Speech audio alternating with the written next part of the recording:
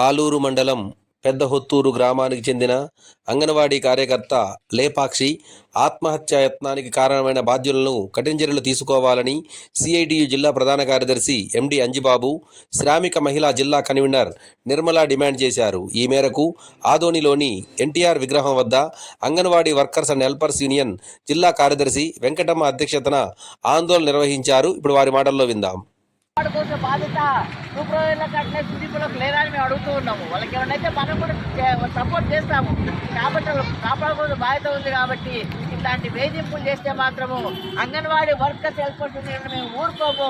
సిఐకి అనుబంధంగా ఇంకా పెద్ద ఎత్తున ఆందోళన కార్యక్రమాలు చేపట్టి కాపాడుతారని చెప్పేసే పద్ధతిలో వేయించిన వారిని అరెస్ట్ చేసేదాకా కూడా మేము ఊరుకోమని చెప్పేసే పద్ధతిలో మనం అందరూ ఐక్యంగా ఉద్యమించాల్సిన అవసరం ఉంది. కాబట్టి వెంటనే వాళ్ళని అరెస్ట్ చేయమని చెప్పేసి వేధించిన కేసు కూడా దాంట్లో పెట్టాల్సిన అవసరం, ఆ సెక్షన్ వాళ్ళు పెట్టలేదు కానీ వేసినప్పుడు సెక్షన్ కూడా పెట్టాల్సిన అవసరం ఉంది. కాబట్టి ఆ సెక్షన్ని యాడ్ చేసి వాళ్ళని అరెస్ట్ చేసి జైలు పంపాలని చెప్పేసి మేము డిమాండ్ చేస్తూ ఉన్నాము.